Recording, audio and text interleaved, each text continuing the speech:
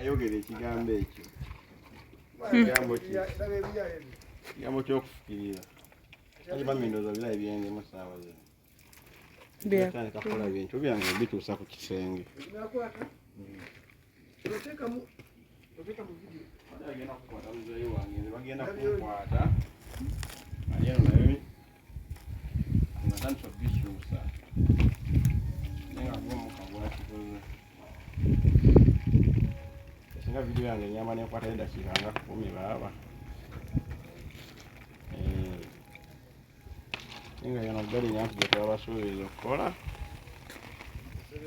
tuli mu kusukirira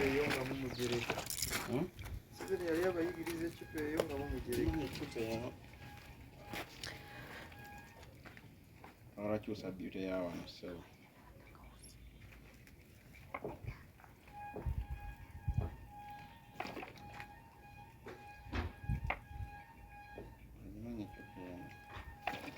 nomanya ogenda kunkwata era nga nkyaddayo eri okukimaama zikuba sikyalina byenkyeyogerera bingi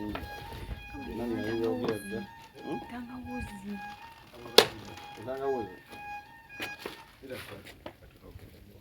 anti mpola ogwabiri oba okufukirira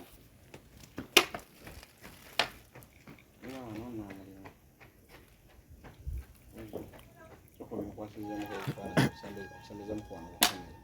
bere nga obikwatamu eno oye bati paka eriyo nayona nga wendeeta amazzi nange mbankomawookudiramu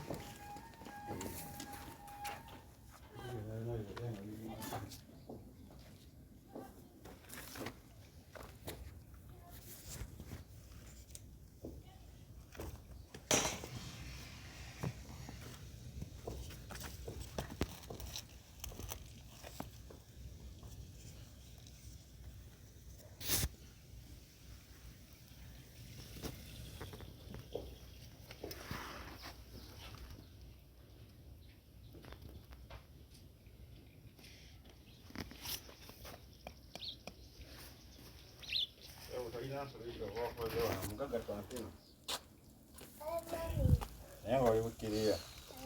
bula ekimuli ekyo ekyogerera nambozi nyingi yakukkiriyaasookenbeere nga nkukkirira kasita ebimuli byange bijala bikola ki ngenda mbyogerera kuba fenasuubiza njagala gadi enyenda kubeerawo ogenda kimanyi wanna muli maddi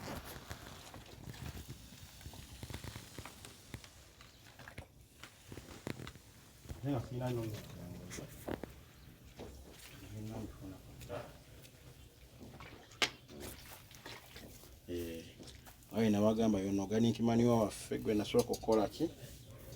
nakola ebimuli byange kyenasooka okukola nasooka kukola organic manure njala nsooka enve wano nabaga tuli Soweto Protea Glen nga batuteekamu sente bagiyita Francisco Florist and Gardens osangibwa wano Soweto Protea Glen extension 11 tukola gardens tusaawa ebisaawe tusaawa buli wamu tusimba emiti